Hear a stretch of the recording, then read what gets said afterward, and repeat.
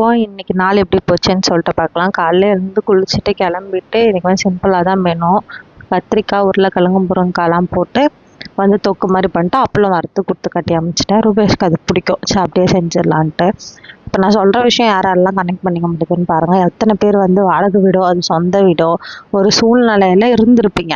இதுதான் நம்ம வீடு, இனிமேல் நம்ம இங்கே தான் இருக்க போகிறோம், அங்கே இருக்க ஃப்ரெண்ட்ஸோ இல்லை ஏதோ ஒன்று கம்ஃபர்டபுளான ஜோனோ ஏதோ ஒன்றுத்துல இருந்திருப்பீங்க. திடீர்னு அந்த இடத்த விட்டு போகிறது மாறுறது இதெல்லாம் நீங்கள் ஃபேஸ் பண்ணியிருக்கீங்களா? நிறைய பேர் பண்ணியிருப்பீங்க. ஆனால் நான் இது வரைக்கும் ஃபேஸ் பண்ணதில்லை. இப்போ நாங்கள் இருக்கிற வீட்டுக்கு நான் வந்து 1 year 2 months ஆகுது எனக்கு மேரேஜ் ஆகி. ஆனால் வந்து இவ்வளோ சீக்கிரம் வந்து இந்த இடத்த விட்டு போவோன்றதெல்லாம் நான் நினச்சி கூட பார்க்கல. நம்ம வீடுன்ற ஃபீலிங்கே இப்போ கடைசி ஒரு 6 மாதமாக தான் எனக்கு வந்துச்சு. வந்த உடனே வேரோட பிடுங்கி அடிச்சிட்டாங்க. என்ன பண்ணுறது, சில சூழ்நிலைகளையும் சில முடிவுகளையும் நம்ம தவிர்க்க முடியாமல் எடுத்து தான் ஆக வேண்டியதாகி போச்சு. அப்புறம் ரூபேஷ் வந்து ஈவினிங் கிளம்பி இங்கே பாமன் சாமி கோயில்னு சொல்லிட்டு ஒன்று இருக்குது. ரொம்ப ஃபேமஸான கோயில் திருவான்மியூரில். அங்கே வந்து போயிருந்தோம். முருகர் கோயில் தான்.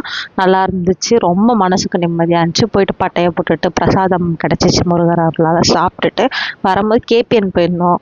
மளிகை பொருள் வாங்கலான்னு போயிருந்தோம். பார்த்தா 2 நூடுல்ஸ் தான் ரூபேஷோட ஃப்ரெண்டும் வாங்கினாங்க. அவங்களுக்கு வந்து எக்கு போட்டு செஞ்சு கொடுத்தேன். எனக்கு வெறுமனே வந்து சாப்பிட்டுட்டேன். அடுத்த வீடியோவில் பார்க்கலாம். பாய்.